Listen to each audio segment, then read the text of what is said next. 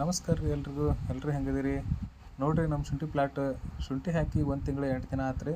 ಹಿಂಗೆ ಕಾಣತೈತಿ ಶುಂಠಿ ಎಲ್ಲ. ಇವತ್ತು ನಾನೊಂದು ವಿಷಯ ಹೇಳೋಣ ಅಂತ ಬಂದೆ. ಹೋದ ಸರಿ ಶುಂಠಿ ರೇಟು ಕಡಿಮೆ ಸಿಕ್ಕಿದ್ದಕ್ಕೆ ಲಾಸ್ ಆಗಿ ನಮ್ಮ ಬ್ರದರ್ ಏನು ಮಾಡ್ಯಾರ ಅಂತ ಅಂದ್ರೆ ಬಾಳೆ ಕಂದು ತಂದು ಶುಂಠಿ ಕಾನೆ ಒಳಗೆ ನಟ್ಟಾರ. ಈ ಹೆಂಗಪ್ಪ ಅಂತ ಅಂದ್ರೆ ಶುಂಠಿನೂ ಬೆಳಿತೈತಿ, ಬಾಳೆನೂ ಬೆಳಿತೈತಿ. ಶುಂಠಿ ಕೀಳೋ ಟೈಮಿಗೆ ಬಾಳೆ ಗೊನೆ ಬಿಡೋಕೆ ಶುರು ಆಕತ್ರಿ. ಈ ಕಡೆ ಶುಂಠಿನೂ ಬಂತು, ಆ ಕಡೆ ಬಾಳೆನೂ ಬಂತು. ಹಾಗಾಗಿ ಶುಂಠಿಯಾಗ ಲಾಸ್ ಆದರೂ ಬಾಳೆಗಾರ ಸಿಗಲಿ ಅಂತ ಅಂದು ಈ ಥರ ಪ್ಲ್ಯಾನ್ ಮಾಡ್ಯಾರ. ನೆಕ್ಸ್ಟ್ ಬೇಸಿಗೆ ಅನ್ನೋಷ್ಟೊತ್ತಿಗೆ ಪೂರ್ತಿ ಎಲ್ಲ ಬಾಳೆ ಬೆಳೆದು ಅಡಿಕೆ ಗಿಡಕ್ಕೆಲ್ಲ ನೆರಳಾಕತ್ರಿ. ಇಷ್ಟೆಲ್ಲ ನೋಡ್ಕೊಂಡು ನಾವು ಬಂದ್ವಿ ನಮ್ಮ ಬ್ರದರ್ ತೋಟಕ್ಕೆ. ಅಲ್ಲಿ ಬ್ರದರ್ ಅವರು ಹೆಂಗೆ ಅಂತ ಅಂದ್ರೆ ಒಂಥರ ಸಮೃದ್ಧ ತೋಟ ರೀ ಅದು.